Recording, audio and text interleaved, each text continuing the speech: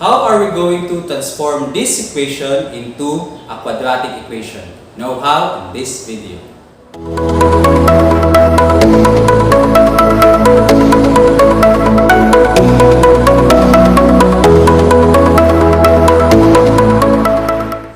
Good day, learners. Today we're going to discuss how are we going to transform equations into quadratic equations.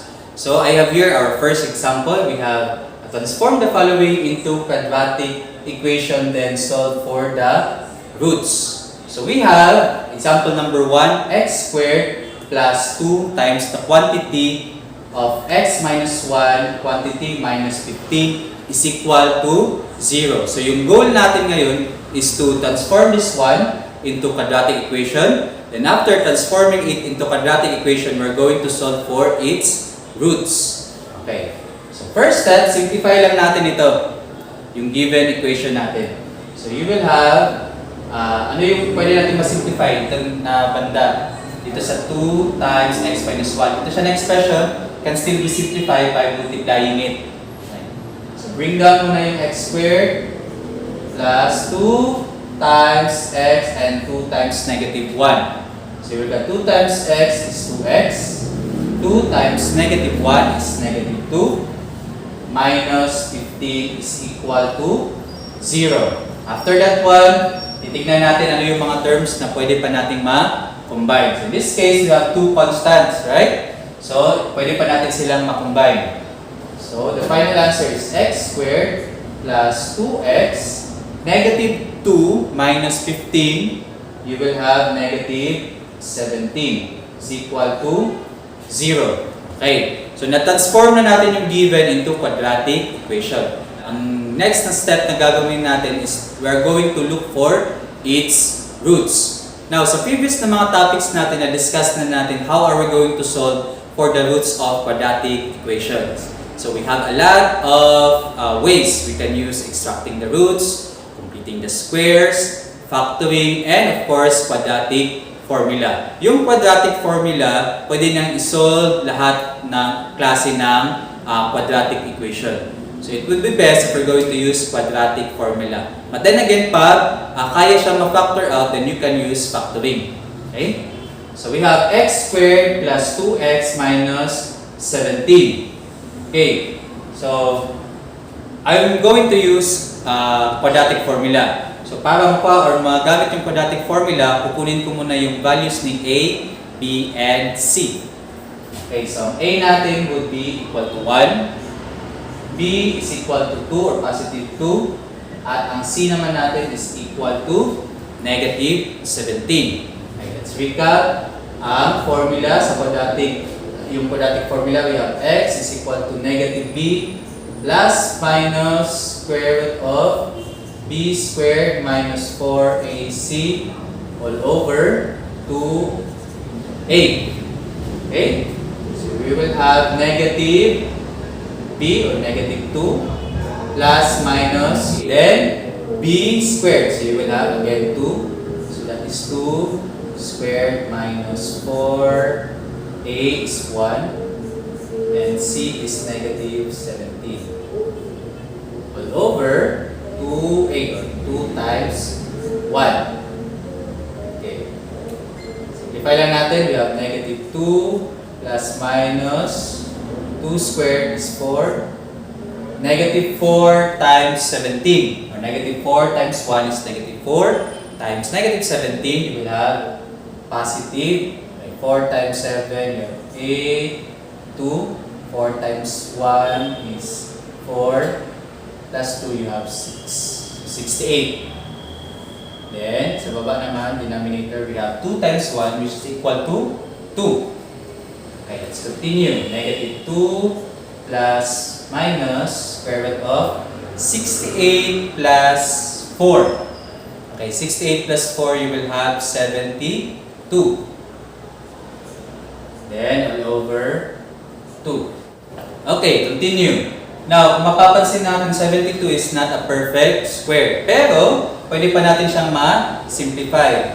Yung tinuro ko sa previous na mga topics or lesson, pwede tayong humanap ng dalawang factors ng 72 na kung saan yung isa pwede nating ma-extract or yung isa is a perfect square. So we will have negative 2 plus, okay, ano kaya yung mga factors ng 72? We can have 9 times 8, 72 times 1, pero yung pinakamalaki would be 36 times 2.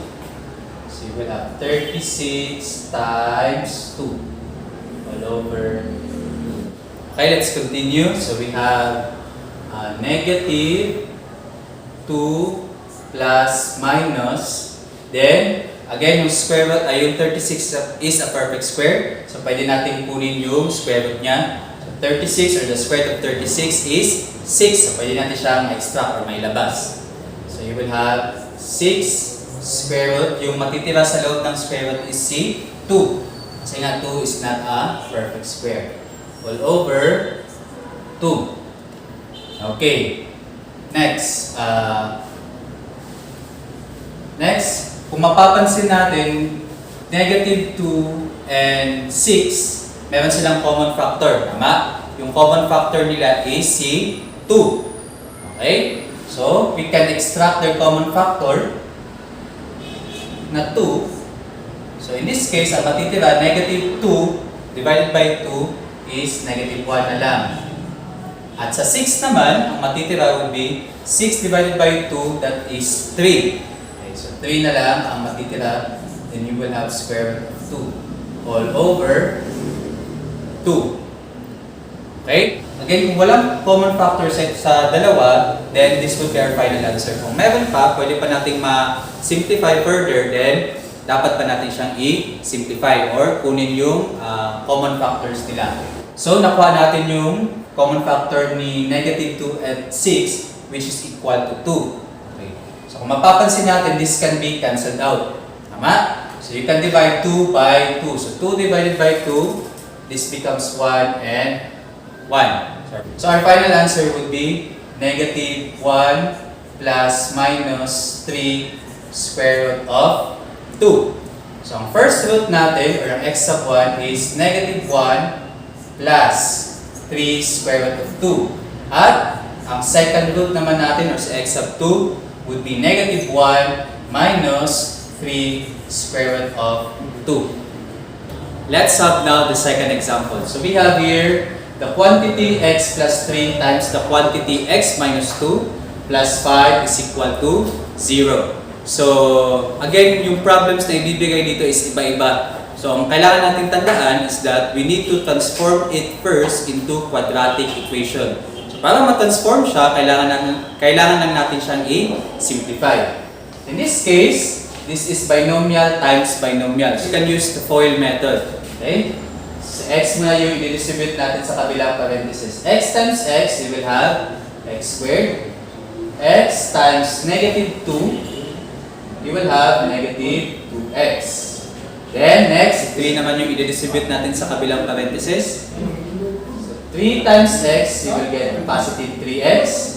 And 3 times negative 2, you will have negative 6, then bring us plus 5 is equal to 0. Then combine similar terms. So you will have x squared, negative 2x plus 3x magiging 1x or x. So you will have x. Negative 6 plus 5, you will have negative 1 is equal to 0. Okay, so na-transform na natin yung given into quadratic equation. This time, we're going to solve for its roots. Okay, so again, we have different types of ways to solve the roots. So yung pinaka-common or pinaka-general would be the quadratic formula. Pero titingnan muna natin kung pwede ba natin siyang ma-factor. So in this case, gagamitin natin again yung quadratic formula. So, we have x is equal to negative b plus minus square root of b squared minus 4ac all over 2a. Okay. So, para ma-solve ito siya, kailangan muna natin i-identify yung mga values ni a, b, and c. So, a natin would be equal to 1. Ang value naman ni b would be equal to 1. At ang c naman would be negative 1. So, itong mga values, isa-substitute na natin sa given quadratic formula. So, you will have negative b. So, b is equal to 1. That is negative 1 plus minus b squared. So, you will have 1 squared minus 4. A again is 1 times c, which is equal to negative 1. Okay. Sa baba naman, you have 2 times a. That is 2 times 1. So, negative 1 plus minus 1 squared is 1. So, negative 4 times 1 is negative 4. Negative 4 times negative 1 is positive 4. So, isusulat natin dito, positive 4 or plus 4. Then, sa baba naman, we have 2 times 1. So, magiging 2. Okay. So, we need to simplify yung nasa loob ng radical. Negative 1 plus minus, so this is 1 plus 4, that is 5 all over 2. Okay. If we're going to look at 5, this is not a perfect square. So, pwede di natin siya i-extract. Okay? So, ang final answer natin would be x sub 1 is equal to negative 1 plus square root of 5 all over 2.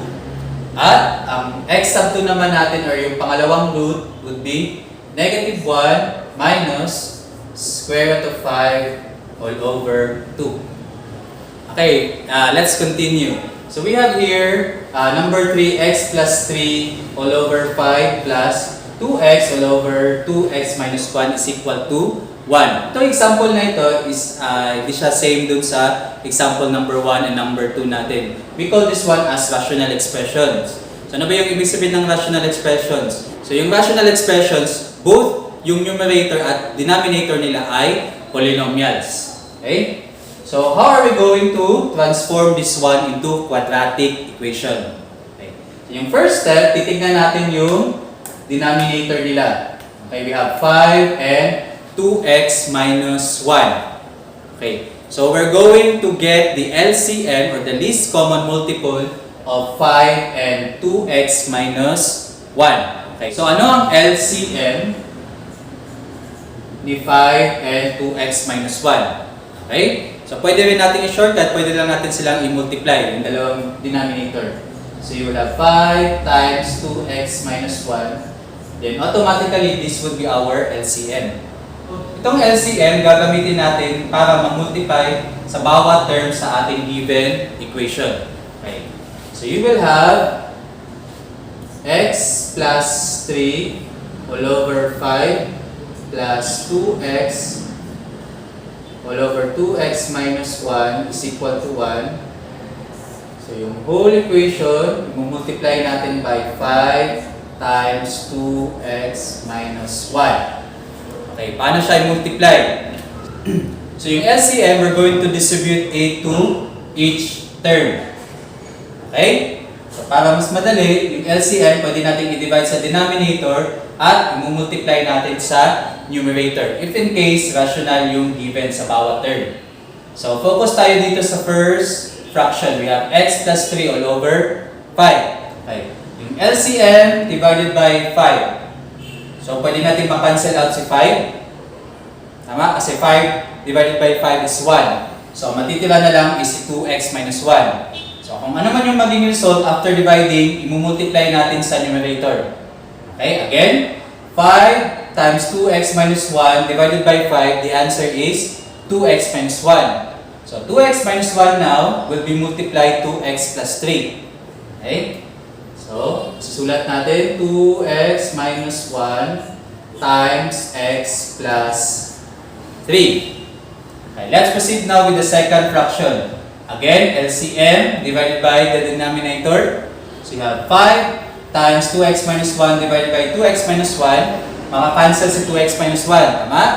And what remains is 5. So, 5 times 2x, that would be, lalagay muna natin 5 times 2x and later natin siya i-simplify.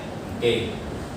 Sa last term, wala siyang denominator or yung denominator niya is equal to 1. So we simply multiply the LCM by 1. So 1 times 5 times 2x minus 1, that is 5 times 2x minus 1. Okay? This case, mapapansin ninyo wala ng denominator, wala ng fraction form. So pwede na natin siyang i-multiply o i-simplify. So this one, pwede tayong gumamit ng FOIL method. So 2x times x, you will have 2x squared. 2x times 3, you will have 6x. Then negative 1 times x, you will get negative x. Negative 1 times 3, you will get negative 3. Okay, how about dito? So you will have 5 times 2x or positive 5 times 2x. That would be equal to 10x or positive 10x. Okay? Then, equal sign. Itong 5, kailangan natin i-distribute kay 2x at saka kay negative 1. So 5 times 2x, you will get 10x. 5 times negative 1, you will get negative 5. So, we need to transpose 10x minus 5 sa left side ng equation para masulat natin yung standard form ng quadratic equation natin. So, you will have 2x squared. Susulat ko muna lahat ulit before tayo mag-compile ng similar terms. So, yung 10x, yung positive 10x, magiging negative 10x. At yung negative 5 naman, ita-transpose natin using addition property of equality, magiging plus 5 or positive 5 is equal to 0. Ngayon, i-combine na natin yung similar terms. Okay. So, we have the quadratic term which is 2x squared. Wala siyang kapares or partner. We have 6x minus x, that is 5x. Lagyan natin ng underline para hindi tayo malito. 6x minus 5 minus x is equal to 5x. Okay. 5x plus 10x, that is equal to 15x. 15x minus 10x, that would be equal to 5x or positive 5x. So you will have plus 5x. How about yung constant natin? We have negative 3 at saka positive 5. Tama? So negative 3 plus 5, you will get positive 2 is equal to 0. So this is now the standard form of our quadratic equation. We have 2x squared plus 5x plus 2 is equal to 0. So again, this is not yet the final answer. After natin makuha yung standard form ng quadratic equation natin, kailangan pa natin isolve yung roots. So you can use extracting the roots, completing the square, factoring, or quadratic formula. Okay? In this case, ang pwede lang natin gamitin dito is yung completing the square at ang quadratic formula. Okay, let's continue. So we have our derived quadratic equation 2x squared plus 5x plus 2 is equal to 0. You can use completing the square or you can use quadratic formula. So for me, gagamitin ko pa rin si quadratic formula. So, x is equal to negative b plus minus square root of b squared minus 4ac all over 2a. Okay, so before tayo maka-substitute, kukunin muna natin yung values ng a, b, and c. So, ang value ng a natin is 2. Ang b naman natin is 5. At ang c is also 2. Okay. So, negative b, which is 5. So, negative 5. Plus minus b squared, you will have 5 squared. Minus 4, a natin is 2. Then c, which is also 2. Then 2 times a, so that is 2 times 2. Okay. Then simplify. You have negative 5 plus minus 5 squared is equal to 25. Minus 4 times 2 is 8. Times 2, you will have 16 or negative 16. Then, all over 2 times 2 is 4. Okay? Simplify natin yung nasa loob ng radicand or yung radicand. We have 25 minus 16, that is equal to 9. All over 4. So 9 is a perfect square. Pwede pa natin kunin yung square root niya. So you will have negative 5 plus minus 3, square root of 9 is 3, all over 4. Therefore, yung x sa buwan natin is equal to negative 5 plus 3 all over 4, or pwede natin ito masimplify. So you will have negative 5 plus 3 magiging negative 2. Tama? Then you will have 4 as the denominator. So negative 2/4, again, pwede pa natin kunin ang lowest term niya. So pwede natin i-divide ang numerator at saka denominator by 2. Okay? Yung common factor nila, or yung greatest common factor nila. So you will have 2 divided by 2 is equal to 1, or negative 1. Then 4 divided by 2 is 2. So x sub 1 natin is negative 1/2. How about x sub 2? X sub 2, you will have negative 5 minus 3 all over 4. So combine yung negative 5 at saka negative 3 magiging negative 8 all over 4. Then, simplify, negative 8 divided by 4 is negative 2. Okay. Therefore, our second root, or x sub 2, would be negative 2. So the roots of this quadratic equation is negative 1/2 and negative 2. Okay, kanina gumamit tayo ng quadratic formula, then we have come up with the roots, or nakuha natin yung value ng roots natin. We have negative 1/2 and negative 2. So gaya ng sabi ko kanina, pwede tayong gumamit ng other ways. So we can use factoring. Try natin yung factoring kung same lang ba yung answer na makukuha natin. So again, yung quadratic equation natin ay 2x squared plus 5x plus 2 is equal to 0. So I'm going to provide a link dito sa baba, sa description natin, yung steps on how are we going to do factoring. In this case, we're going to use factoring general quadratic trinomial when a is greater than 1. Kasi yung a natin dito is 2, or greater than 1. So we're going to make use of the snowflakes method.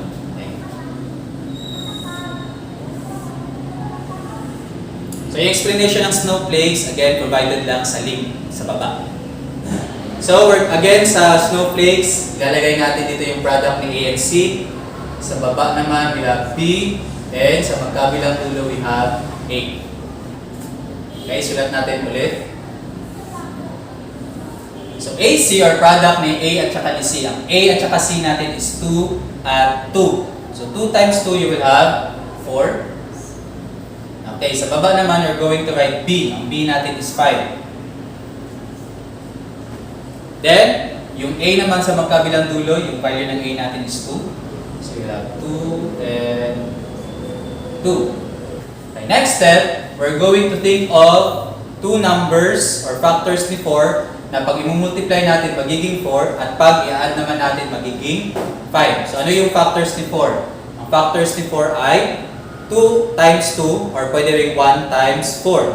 Pwede rin negative 2 times negative 2. Pwede rin negative 1 times negative 4. So in this case, yung gagamitin natin is 1 and 4. Bakit 1 and 4? Kasi pag binultiply natin sila, magiging positive 4. At pag inad naman natin silang dalawa, magiging positive 5. Okay? Then, yung nasa gilid, we're going to simplify it. 2 at saka 1. So, ito na yung lowest term niya. How about yung sa kabilang dulo? 2 at saka 4. Pwede pa natin kunin yung lowest term nila. So, it will be divided by their greatest common factor, which is 2. So, 2 divided by 2 is 1. And 4 divided by 2 is 2. So, yung 2, 4, pwedeng masimplify as 1/2. So, ito na yung isusulat natin dito sa parenthesis natin. So, yung first binomial would be 2. So, again, ilalagay muna natin yung x. So yung nasa taas would be the numerical coefficient of x. So you have 2x. And so yung denominator naman would be the second term of this binomial. So since positive, that would be plus 1. Okay, how about dito sa kabila? So you have 1 would be the numerical coefficient of x. So magiging 1x or pwede na rin x. Okay? Then yung 2 naman would be the second term of this binomial. So since positive 2, this will become plus 2. Then we're going to equate each factor to 0. Then solve for x. So you have 2x. Ang positive 1, ililipat natin sa kabilang side. So you have negative 1. So to solve for x, divide both sides by 2. Para makancel natin dito, x na lang yung matitira. So divided by 2, you will get x is equal to negative 1/2. Or we can have this one as x of 1. Or our first root. How about sa kabila? X. Then 2, itatranspose natin sa right side, magiging negative 2. So this will be x of 2.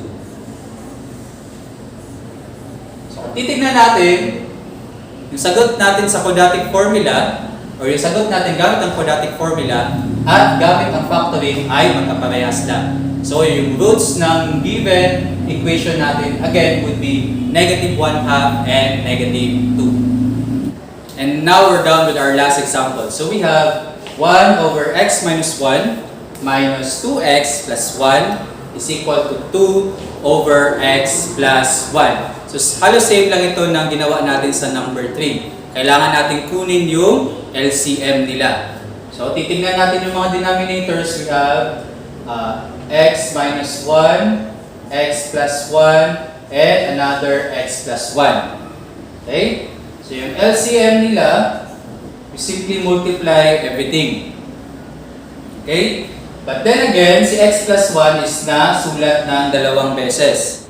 So pwede natin siyang isulat as 1. Therefore, yung LCM natin magiging x minus 1 times x plus 1. Okay. So, isusulat ko ulit yung given. We have x minus 1 minus 2x over x plus 1 is equal to 2 over x plus 1. Then, we're going to multiply the whole equation by the LCM. Okay? So, x minus 1 times x plus 1. Pwede na yung process nyo would be multiply sa numerator divided by denominator. Okay? Yung in-explain ko kanina is, yung LCM, i-divide mo na sa denominator, then kung ano yung magiging sagot, i-multiply sa numerator. So, depende na sa inyo kung saan kayo mas komportable. In this case, we have the quantity x minus 1 and the quantity x plus 1 divided by x minus 1. Okay. Pag divide natin sila, maka-cancel out si x minus 1. Tama? And what remains is x plus 1.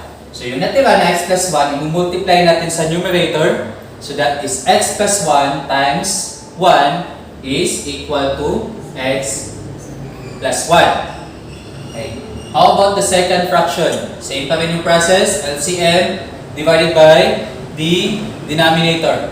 So, quantity x minus 1 times the quantity x plus 1 divided by x plus 1. Maka-cancel out si x plus 1. What remains is x minus 1. So, yung x minus 1, i-multiply natin kay 2x. Okay? Or kay negative 2x. Now, careful, since negative siya or may minus na side, we are going to treat 2x as negative. Okay? So that would be negative 2x times x minus 1. Okay, next. Sa last term, we have 2 over x plus 1. So same pa rin itong dalawang nasa quantity. Itong dalawang nasa quantity, we're going to divide it by x plus 1. So, maka-cancel out si x plus 1. Ang matitira is x minus 1. So, yung x minus 1, yun na lang yung i-multiply natin sa numerator na 2. So, magiging 2 times x minus 1. So, wala nang fraction form. Then, this time we can simplify the whole equation. So, x plus 1, copy lang natin. Yung negative 2x, i-distribute natin sa loob ng parenthesis. So, you have negative 2x times x, that is negative 2x squared. Negative 2x times negative 1, that is positive or plus 2x. Equal sign. Sa right side naman, si 2 yung i-distribute natin kay x at saka kay negative 1. 2 times x, magiging 2x. 2 times negative 1, magiging negative 2. Again, kailangan natin siyang isulat in standard form ng quadratic equation. So, yung lahat ng terms na nasa right side, kailangan natin ilipat sa left side ng equation. So, you will have x plus 1. Susulat ko muna lahat before ko i-combine yung mga similar terms. So, yung positive 2x magiging negative 2x. At yung negative 2 naman, ililipat sa kabila, magiging positive 2 is equal to 0. Then, combine similar terms. So, you will have negative 2x squared x plus 2x, you will get 3x minus 2x, you will get positive x or plus x. Okay. Then, yung constant naman natin, we have 1 and 2. So, 1 plus 2, you will get 3, positive 3 is equal to 0. So, the standard form of the given quadratic equation would be negative 2x squared plus x plus 3 is equal to 0. So, this could be your final answer sa quadratic equation niya. But then again, we can also rewrite this one kasi it would be better or it would be convenient kung ang quadratic term natin is positive. Okay. Paano siya gagawin positive? We can multiply the whole equation by negative 1. Okay, so negative 1 times 2x squared magiging positive 2x squared. Negative 1 times positive x magiging negative x. Then negative 1 times positive 3 magiging negative 3. Then is equal to 0. So, this could be your final answer. So, pwedeng negative, pwede rin positive. But then again, this is more convenient. Now, ano yung next na step? We're going to look for its roots. Again, pwede tayong gumamit ng quadratic formula. And in this case, pwede rin natin siyang gamitan ng factoring. Okay, we're going to use factoring to solve for the roots of our quadratic equation. So, we have 2x squared minus x minus 3 is equal to 0. So, same na ginamit natin kanina, we're going to make use of the snowflakes method. Okay. So, dito ilalagay si AC, B sa baba, at sa magkabilang dulo, we have the values of A. So, yung value of A natin is 2, yung B naman natin is negative 1, at ang C naman natin is negative 3. Okay, let's substitute. AC or A times C, that is 2 times negative 3 would be equal to negative 6. Okay, how about sa baba? B. So, the value of B is negative 1. Then, A sa magkabilang dulo, which is equal to 2. Now, let's think of the factors of negative 6.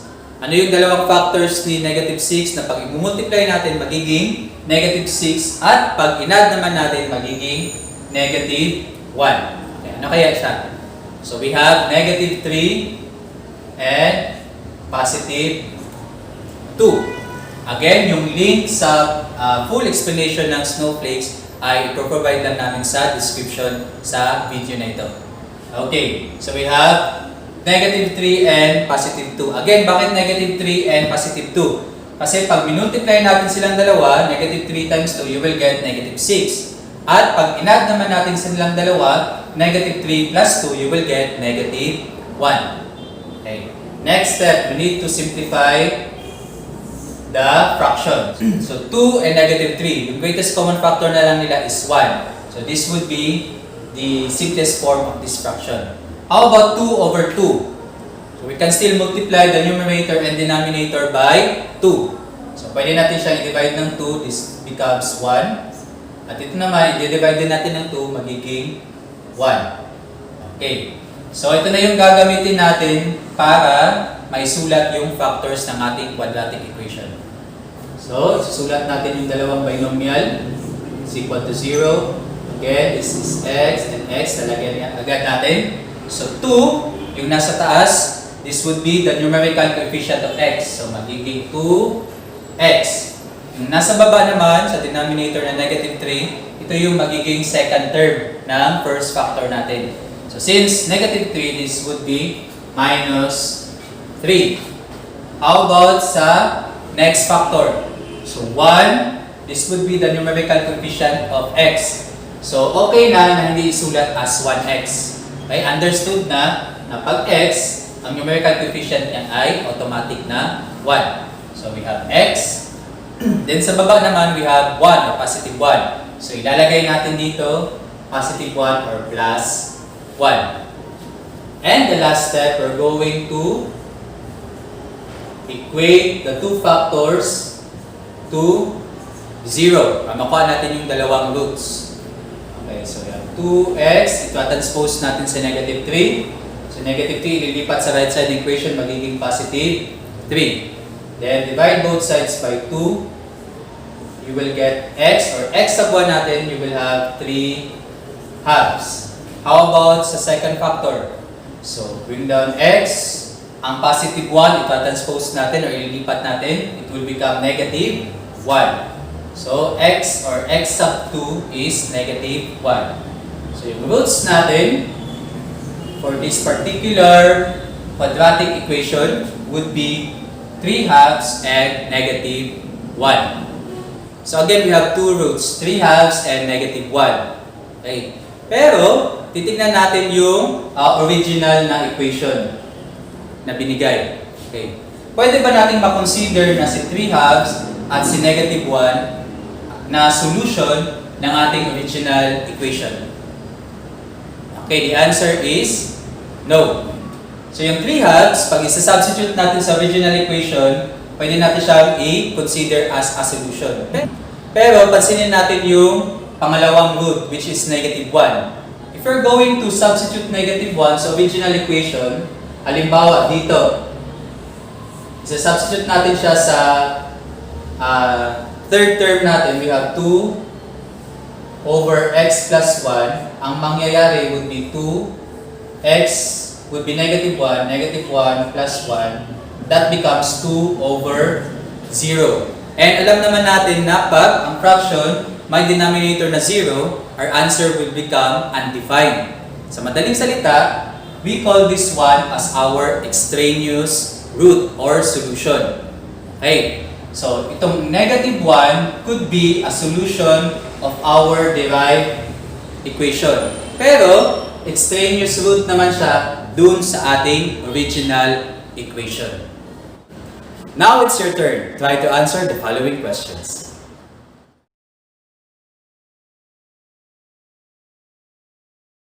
And that's a wrap. Please do not forget to like, share, and subscribe to my channel, Sir Ninyo.